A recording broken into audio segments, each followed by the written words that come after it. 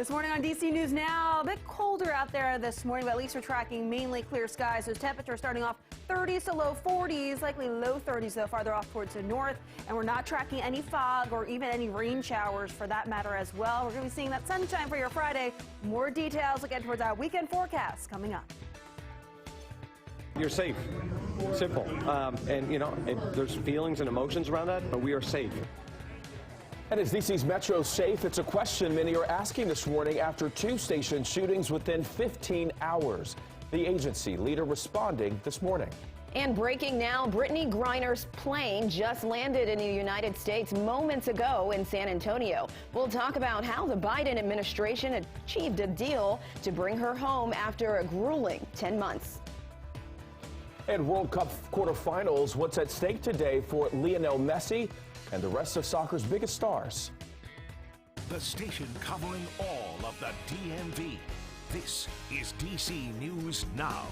All right, happy Friday, everybody. Thanks for joining us. Your time right now, 6 o'clock. I'm Corey James. And I'm Shanika Grimshaw in for Tanaya Wright. Happy Friday, Jackie. Let's get right into the weather. That is a beautiful picture of the Capitol. Yeah, beautiful out there this morning, although it's just a touch cooler than yesterday morning. At least we're not tracking any of that fog and also not tracking any of those rain showers. So out there this morning, we're starting off with temperatures low 40s in D.C., but 30s as we head farther off towards the north and farther out and away from the Beltway. We're right at the freezing mark in Frederick, 33 currently in Hagerstown, 34 Martinsburg, right at the freezing mark Cumberland, upper 30s as we get farther south down towards Culpeper, as well as Fredericksburg, mid-30s, Waldorf. We're already into the mid-40s down towards Lexington Park, but that's even a little bit colder than yesterday morning. We're running between 5 and close to 15 degrees colder than we were yesterday morning at this time, really dependent on where your location is.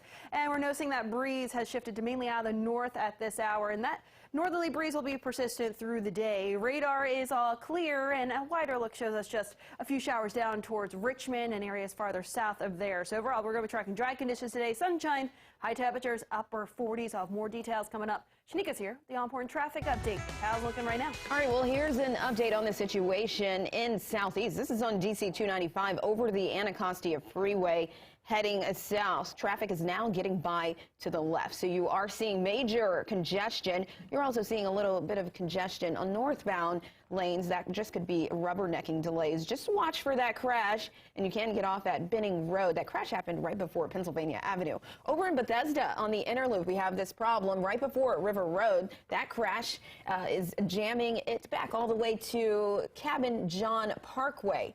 So keep that in mind as you're heading out.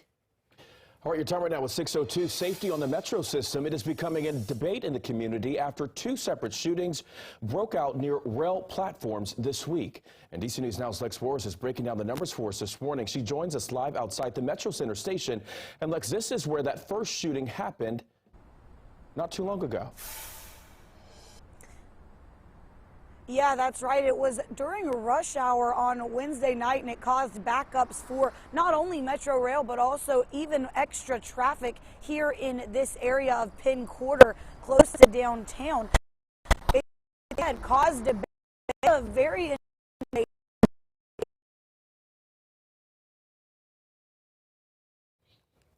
All right, looks like we're having some technical difficulties with Lex's live shot there. We'll get back to her in just a moment. But in the Metro Center shooting, an off-duty FBI agent shot multiple times during some sort of fight. According to police, the person grabbed the agent, and the two slammed into a wall and dropped 8 feet. And then after the fall, the agent shot the person. That person then died. Now, the agent was taken to a local hospital with minor injuries. The next day, yesterday, there was a shooting at the Benning Road Metro Station. This time, it was a fight between teenagers. 2 teenagers and a woman were shot in that incident. Now, 2 of the victims, innocent bystanders.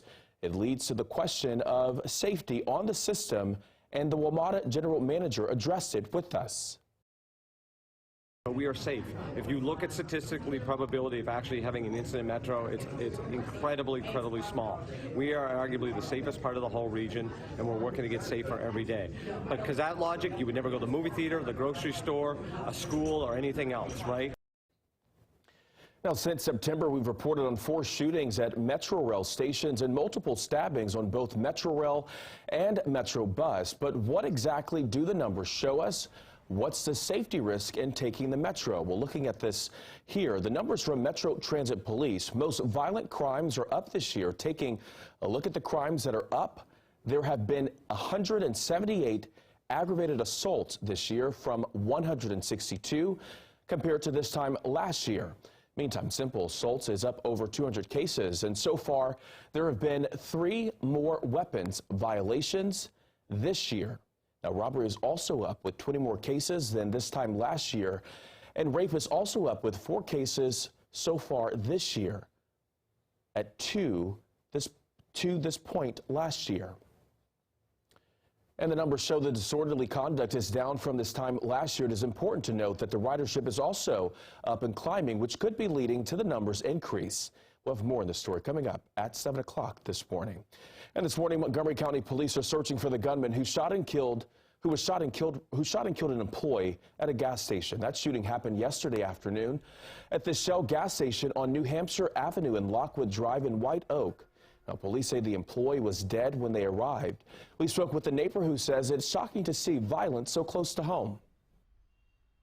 It's really gut-wrenching to hear, because I have to be honest, I was at this gas station earlier this morning. I go to this gas station almost every single other day. So you never know when violence is going to strike, and you hope it's not you, but you also hope no one else gets hurt. And police have not released the victim's name. So far, description of the suspect has not been released.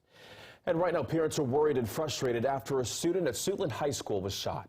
Yeah, the incident sparked anger with parents upset that violence in the community is making its way into schools.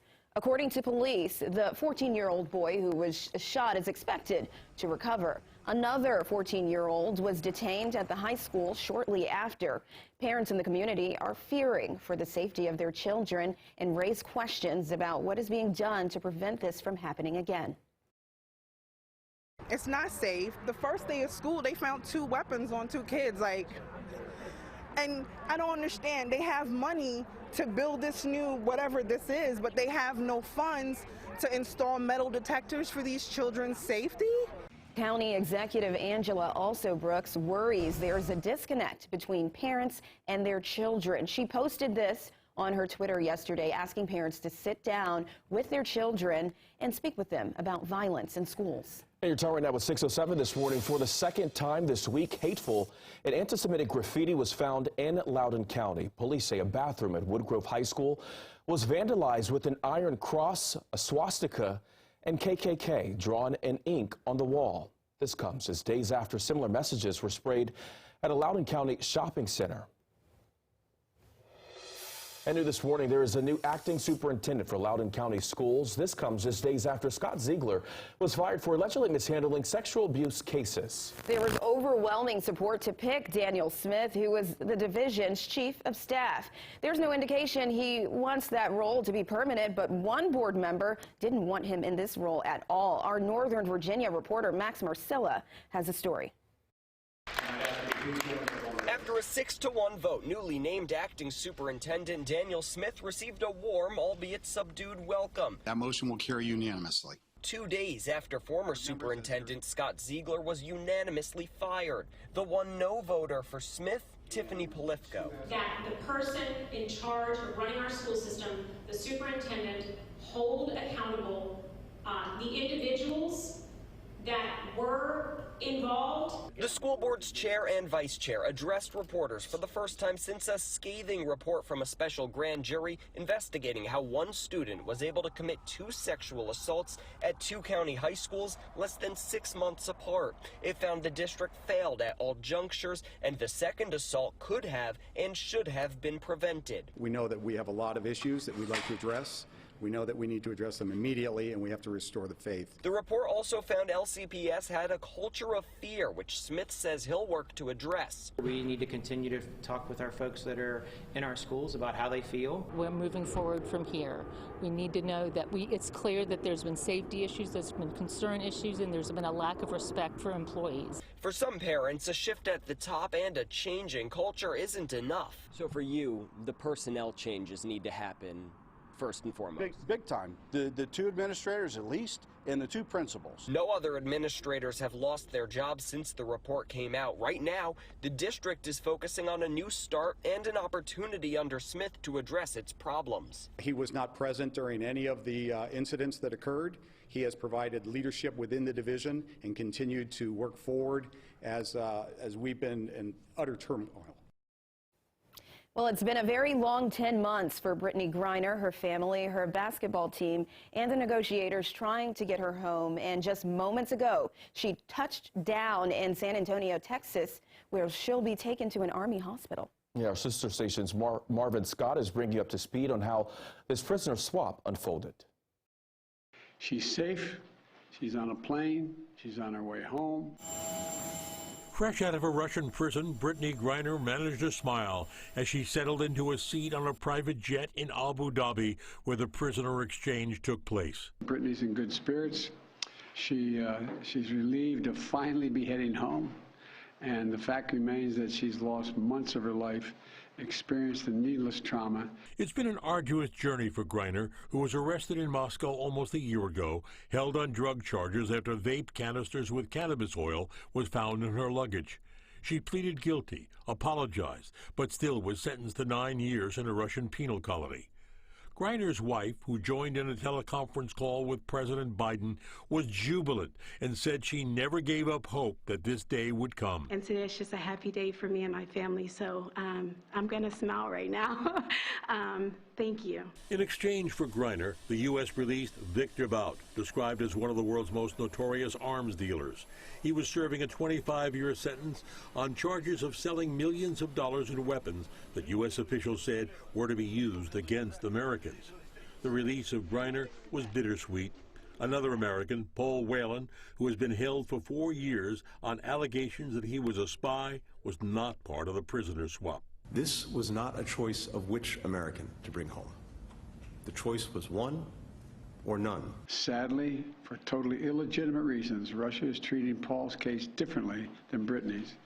And while we have not yet succeeded in securing Paul's release, we are not giving up. It's obviously very disappointing for us, but it's a great day for Brittany Griner. Whelan's brother told News Nation the White House informed the family in advance that Paul would not be part of the prisoner swap.